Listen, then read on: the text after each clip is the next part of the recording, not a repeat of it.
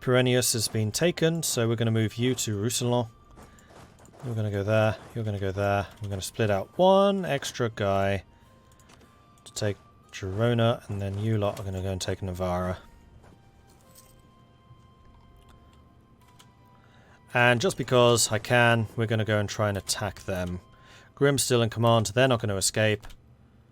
Hopefully we can steal some extra ships. They are moving some vessels in to try and stop us. So this is 8 heavies versus 0. They do have a couple of lights. They have 10 galleys, but most of their fleet, just like most of ours, are transports. Okay, they brought in 2 heavies. Oh! Juan III is an expansionist, which gives global settler increase. That is huge for us at this stage. That's going to mean that we can build many more cities much quicker. We are hemorrhaging ships right now. They're thrashing us. They outnumber us quite significantly. We're going to back off. We did actually lose. Oh no, we lost 1 heavy. They lost 2. So overall, strategic success, even though the battle itself was a loss.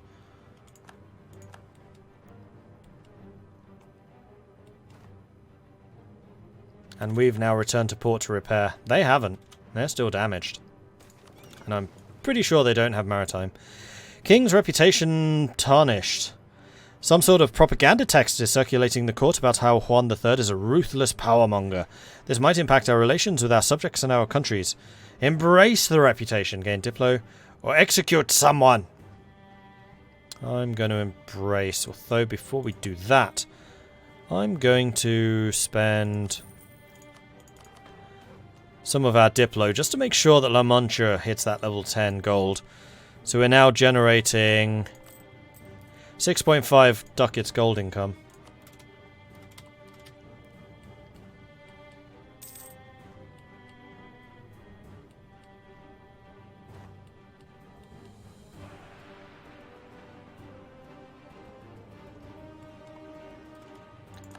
Renewing loans, that's unfortunate. But right now we're making money, probably because of the loot that we're taking from Aragon.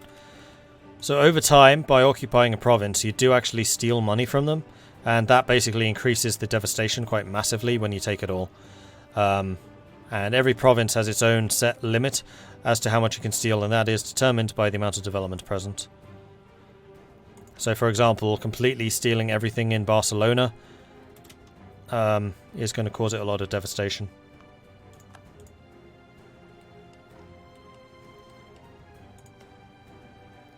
I wouldn't be surprised if one of Austria's neighbours, like Hungary or Bohemia, jumps in on this as well. Maybe even France. Arguin's risen up. So this is the first native uprising here. This time, though, I have a garrison. Provence has jumped in, as I was saying. Provence's territory is here, and Austria has a little outpost over here. From a distance, our conquistadors thought them to be mere hills, standing amongst the otherwise empty plains of Bastos Pons. We are again going to take the admin points. Yes, you do need troops in the province to loot it. So these places, for example, are getting looted right now. Glory for Manrique de Lara. Scholars have discovered ancient documents tracing the heritage of Manrique de Lara dynasty back to Julius Caesar himself. This must be used to our advantage, so we can gain prestige or legitimacy. Gonna take the prestige. And we're gonna have Granadan separatists rising up sometime soon.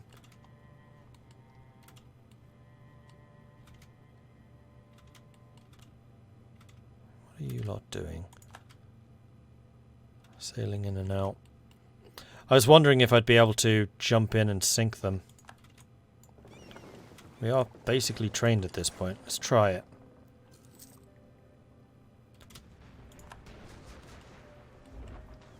Because their main fleet's up here. So we've caught half of them. And I still have significantly more heavy ships than they do. Although we are losing morale really quickly. And they sank a heavy. No, we sank a heavy.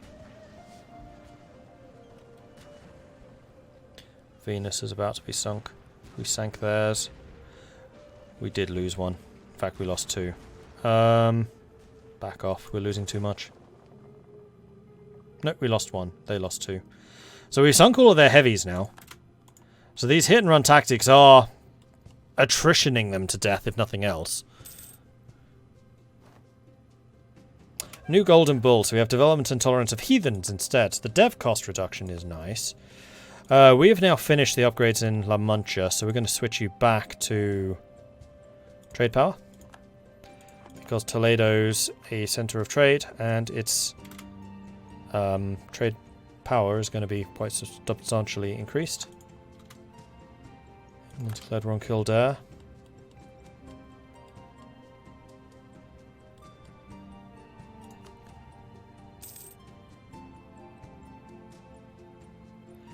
We're basically waiting for Aragon's war enthusiasm to hit low, which will happen because of the occupations. And then they'll be willing to peace out. And there we go. We've taken the last fort here. Aragon is now low. This is about as good as we're going to get. We could try to be patient and peace out the other nations in this war. But honestly, it's going to take a long time. And because we don't have naval superiority, I can't counterattack. So what we're going to do is we're going to humiliate, which will give us a bunch of prestige and power projection. Then we're going to try and take some territory. I don't know how much we're actually going to be able to take from this. We're going to be able to take like 2 provinces maybe. Hell, maybe just 1. And then some money. And that's it. Oh, yeah, Navarro 4 soon. Good point. That will give us some more war score. Unfortunately, because Navarro is a personal union, I cannot separate peace them. Oh, and you know what? Arguin is not that important. We should recall the colonist from here and send you to Capo Verde instead. It's going to take you the 76 days to arrive, but then you'll boost the growth of this colony. And because you are closer to the Americas, I actually want you to be developed first. Should have done that more immediately. No matter. Right, so Navarro's just fallen. Can I get you to give me Navarra? Yes, if I wait a little bit longer. Alright, we'll wait a bit longer.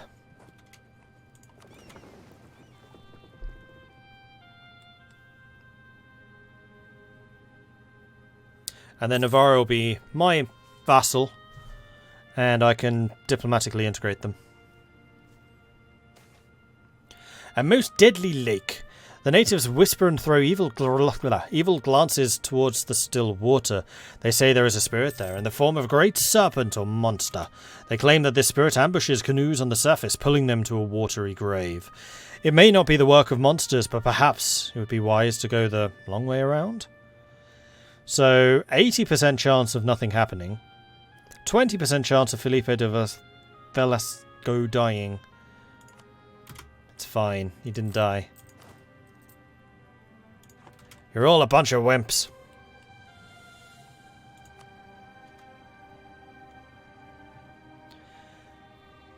Alright, so we're going to wait until Navarra becomes low. And see if that makes any difference for us. And in the meantime, you lot may as well start drilling again. Oh, they've actually got an army here. Which is going to start sieging stuff back again. So Navarra's now on low. They're 2 points short. Son of a...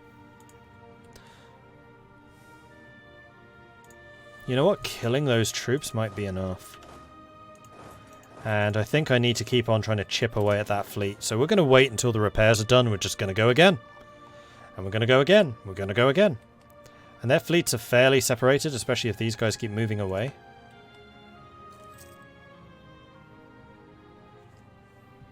Playing as Holland at the moment, felt the urge to insult the English. They warned me. One day, even English merchants will understand bookkeeping. It's nothing personal. It's just good business. Now, hopefully you can't escape in time. Oh, I see. These are troops coming from, like, Sicily or something. They got away. Their fleets are spread out, probably because they're trying to protect their transports. Okay, that was a great victory. Captured one of their galleys, which I'm going to send in to repair in Almera. They are sending a couple of Florentine ships. They are also being caught piecemeal. They are not reinforcing each other very well. And Aragon's refusing to help them. We sank 6 galleys and 2 light ships. That was a great result.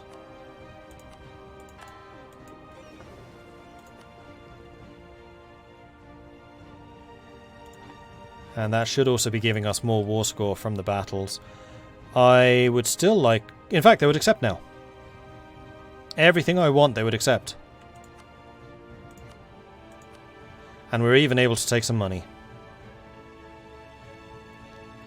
So Aragon will cede Alicante to me. Navarro will become my vassal.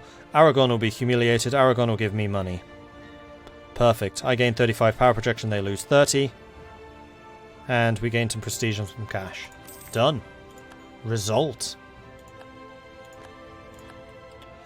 Okay, so we've got the humiliation. We now have 100 power projection, which is just a massive amount of space to ensure that we keep our power projection monarch points up. We have now completed every single one of these, except for holding 3 thrones. And in fact, if somehow we manage to vassalize... Oh no, it's a vassalize, it's not a personal union. Hey, Shenrir! Thank you very much for the raid. Welcome to all the raiders. Hello, hello, hello. This is the... what am I calling this? Beginner-friendly series, where I'm basically explaining how on earth to play this fantastic game. So if you are new to Europa Universalis IV, this is definitely your opportunity to ask questions and find out how to do stuff. If you are completely new to the series, I would suggest you go check out the first of the VODs, which you can find on this channel, which is the beginner-friendly series Castile, because I go into a lot of depth about all the different mechanics and how to do stuff. Now that we're into our 3rd session, things are getting a little bit more advanced. We're getting into things like colonization, personal unions, how exactly colonists work, native assimilation, that type of thing. But yeah, it's been an interesting game so far. And Hygotron, thank you very much for the follow. Welcome to the channel. Eridian, thank you also very much for the follow. Welcome to the channel. And Luna Wolves wishes me to drink some tea. I can do that. And Kakakodo also wants me to drink some tea.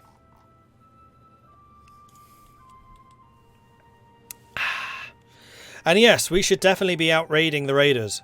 Like, where's the best place to beat raiders? At sea! Get in your longboats, people. Let's go meet the raiders head to head. Face to face. Mano a mano. Longboat to... Shenboat.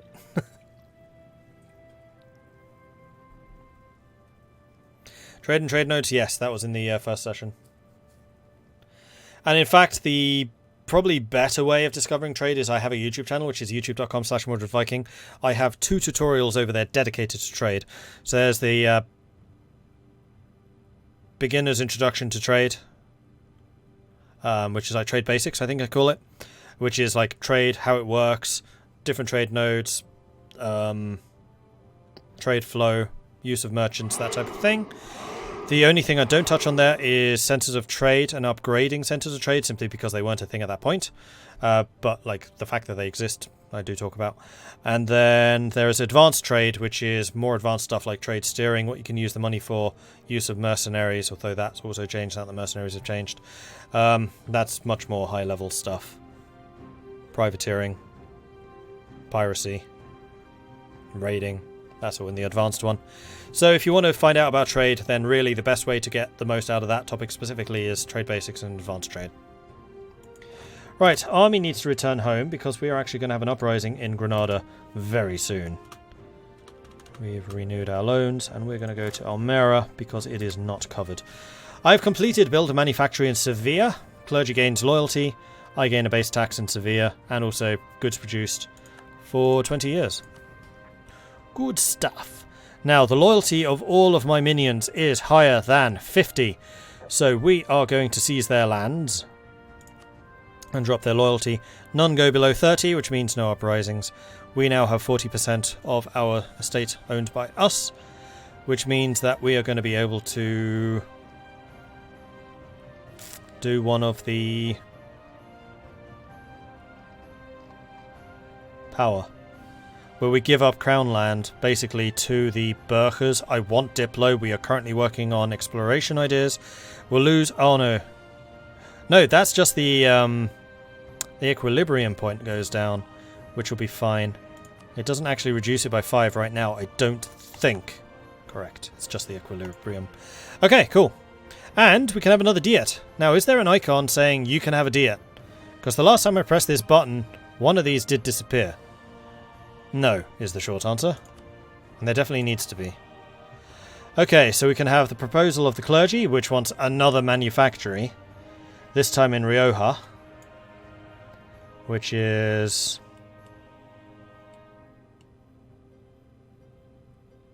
somewhere.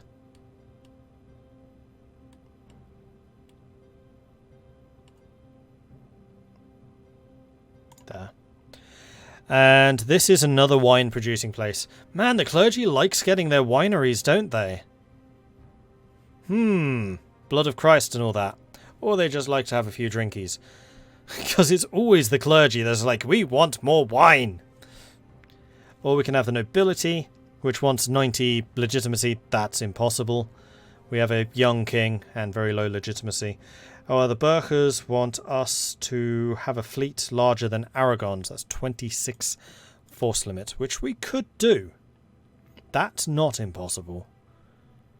The Burgher proposal would give us morale of navies, sailors, and naval tradition for 10 years. But the clergy one is a permanent bonus of a base tax, loyalty, and also goods produced for 10 years for that wine. I'm going to go for the Rioja. And do I want to take loans to get that building? I think I do. Need the 400. And then you can... Oh, it's going to cost 500. Damn it, that's one more loan than I actually wanted to take. No matter. And build me another farm estate. Go. Now we're definitely losing money because the interest payments are getting kind of high. We're now 9 loans in debt. So we could probably do with poking some more of our enemies and forcing them to finance the repayment of our loans. We're 1,600 in debt. So, who are our rivals? Because I think it's time for us to start waging some humiliation wars. We could get France and Portugal as rivals. France and Portugal are allies, so we're not doing that. We could go after the Mamelukes. How big is the Mameluke navy? This will all depend on whether I can reach them by sea. Mamelukes have 31 ships to my 21. 11 galleys. They're 11 galleys against 6 heavies. Also depends who their allies are. And if they're fighting the Ottomans. They're allied to Hadramut, Dulkadir and Bayar. None of which are naval powers in the Mediterranean. So it would literally be me versus the Mamelukes. That's not impossible. And my transport capacity is pretty good. Is Cyprus a minion of theirs? No, it's just guaranteed. And I can almost certainly get naval basing from Venice. In fact, Venice may even want to join us.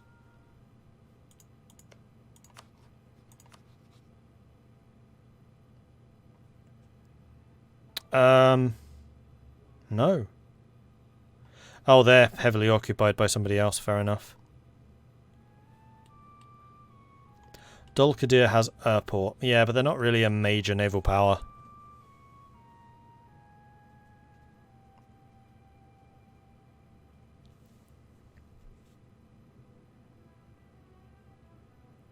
Any chance you can update the playlist of NC Germany? Yeah, I'm having massive problems with playlists on YouTube at the moment. It's nothing that I'm doing my end, it's purely on YouTube's end. But thanks for raising the point, I'll take a look.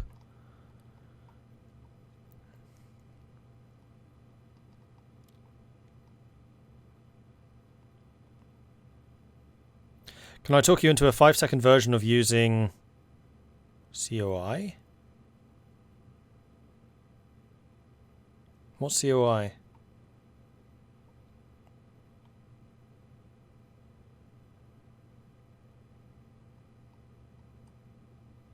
But yeah, I can fix the playlists. It just takes time, and it takes somebody telling me. So thank you.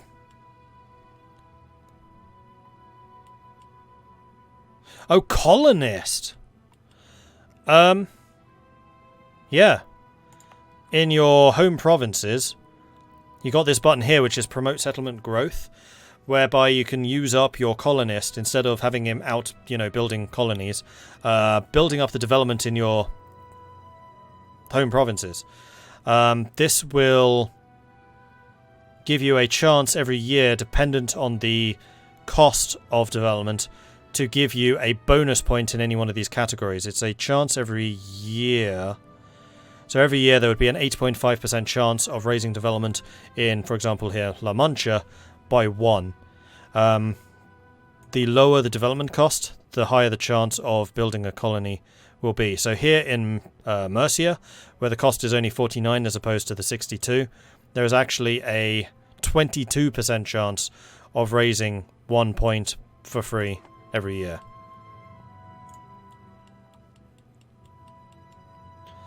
Right, so Mamelukes. If I went for a humiliation,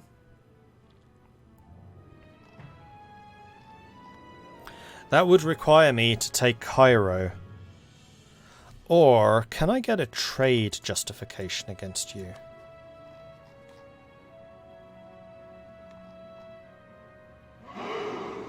Trade conflict, we would need 10 points of spy network, which we can do.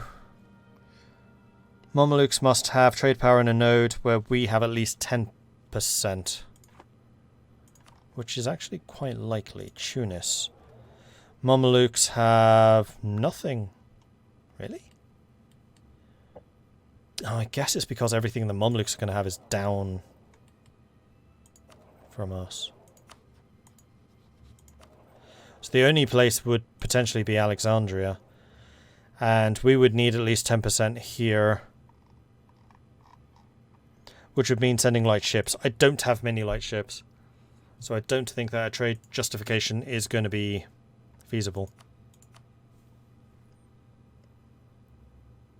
The other question is, how big are the Mamelukes' armies? They have 46,000 men. I have 36. What's their military tech? It's 7. What's mine? 7. They have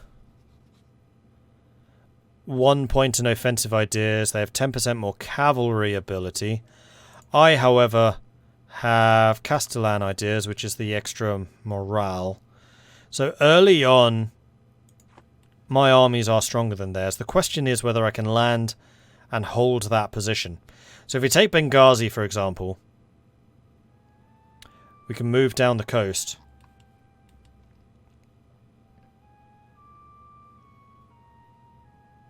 We could have an initial surge of 11.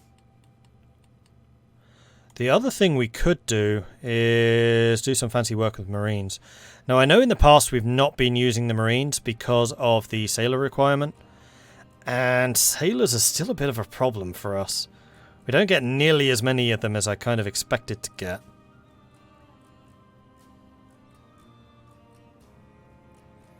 Declaring war on the Mamelukes would break all of their alliances. Why, would they all refuse? No, they all accept. These are mine. We have a lot of manpower. I'm not expecting any other offensive wars. France is our ally. We just demolished Aragon. Portugal's an ally. Morocco or Tlemcen could. But Morocco and Tlemcen are actually both friendly.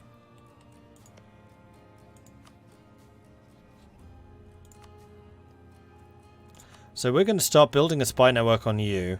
We're going to fabricate another claim on Aragon just because we can, and it's going to be on Valencia. Then we're going to stop fabricating on Valencia. We're going to embargo the Mamelukes again because we can. And we're going to send you to Almeria. I'm then going to build 2 units of Marines. For reasons which will become apparent.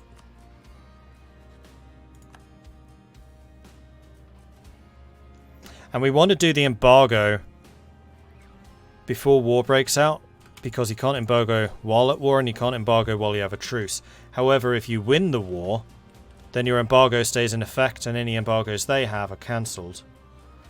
We do need to stick around until this Granadan uprising happens. That's why we're going to Almera. And there it is.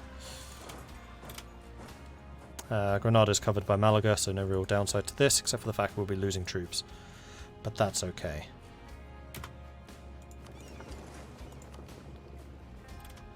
Anything else to... not privateer, explore. Still not. Alright, protect trade in Sevilla.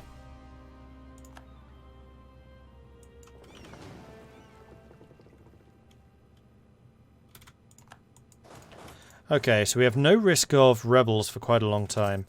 We have 11 transports, so I'm going to need an army of 9,000.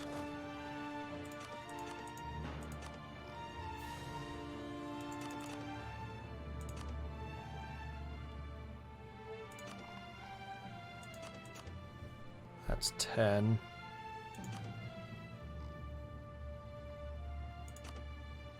Actually, I do want to have the most drilled troops, because these guys are going to have to stay and basically fight against the odds early on.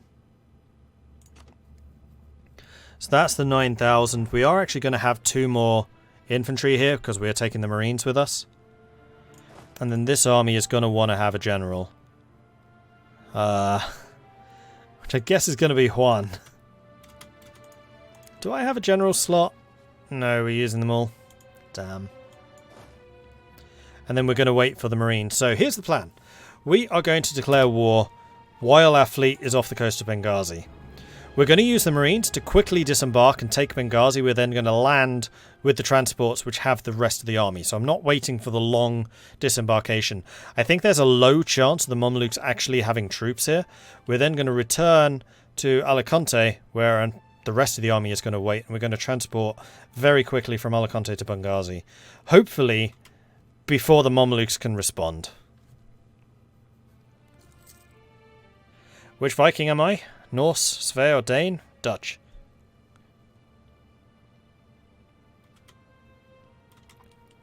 So that marine is going to be done soon. Oh yeah, we also need to be coring Alicante. Can't be forgetting that now, can we?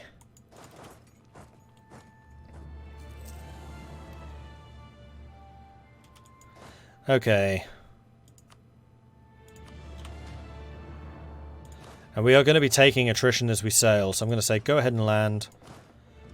Go ahead. How badly damaged are we? 90, we're fine. Alright, let's do this. Sail out to Benghazi and see what we can do.